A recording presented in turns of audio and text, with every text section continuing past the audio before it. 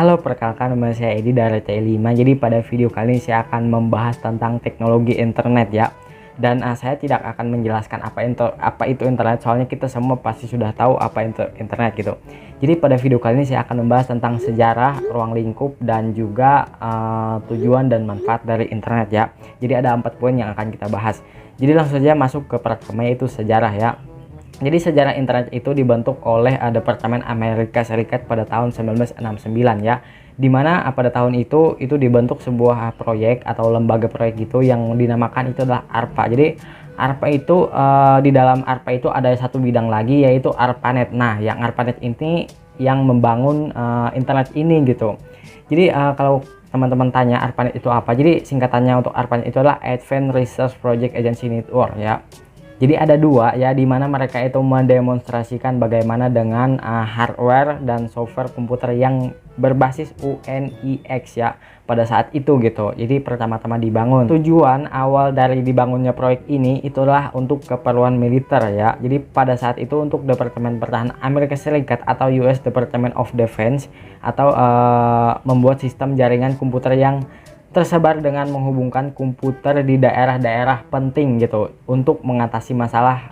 Jadi internet itu kayak lebih menghubungkan, pertama-tama ya itu lebih menghubungkan dari daerah ke daerah lain ya, biar lebih cepat gitu.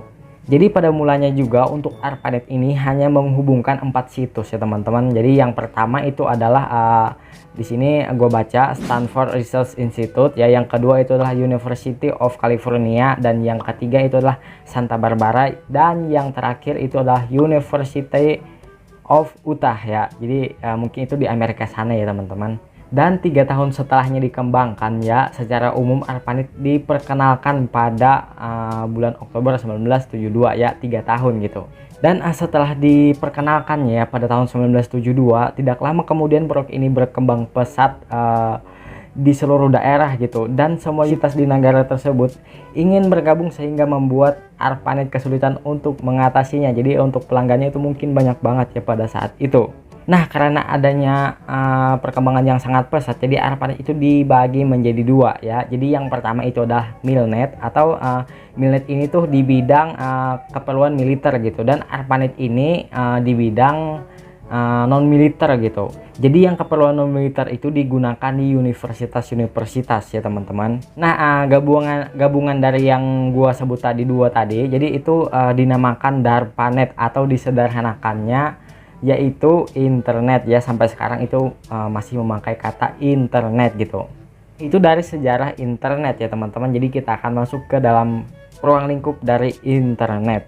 Jadi di ruang lingkup ini internet itu digunakan di seluruh dunia gitu, dan mendunia banget gitu teman-teman ya. Jutaan komputer pribadi yang dikelola secara bebas ya. Terus juga dapat menghubungkan dan jaringan komputer yang dikelola baik oleh pemerintah maupun swasta atau perorangan yang di berbagai negara. Dan melalui jaringan internet ini, seperti yang kita tahu teman-teman, kita bisa mengakses dengan leluasa ya, tanpa apa ya, tanpa ada halangan gitu. Kita bisa langsung akses guys ya.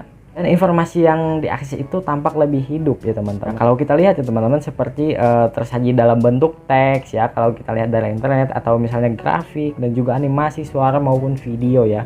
Selain itu, informasi yang tersedia sangat bervariasi dan selalu aktual atau up to date ya teman-teman. Jadi internet itu lebih up to date gitu, lebih cepat gitu. Kalau misalnya dulu kan kita contoh ya, kita dulu kan kalau kirim-kirim surat itu pakai kantor pos atau gimana, tapi sekarang kita bisa menggunakan internet dan itu sangat cepat. Malah hitungan 0, per detik gitu, atau 0,3 detik atau gimana gitu. Nah, kita masuk ke bagian ketiga, yaitu tujuan internet. Jadi tujuan internet itu sederhananya untuk berbagi atau mendistribusikan informasi melalui jaringan ya teman-teman. Itulah tujuan dari internet. Ini kita masuk ke dalam bagian akhir, atau manfaat internet. Jadi manfaat internet kalau kita tahu ya teman-teman, itu banyak banget ya manfaatnya, seperti kita bisa bisnis online, atau koneksivitas, atau bekerja ya. Misalnya kan beberapa tahun lalu itu ada work from home atau WFH teman-teman, karena corona gitu. Jadi itu manfaat dari internet itu besar banget teman-teman, dan berpengaruh banget kepada hidup kita juga teman-teman. Jadi kita bisa ambil sisi positifnya atau negatifnya gitu dari internet ini. Jadi mungkin itu bahasan saya pada kali ini. Jadi kalau misalnya ada kurang, mohon maaf teman-teman ya. Dan Ya mungkin sekian dari saya dan terima kasih.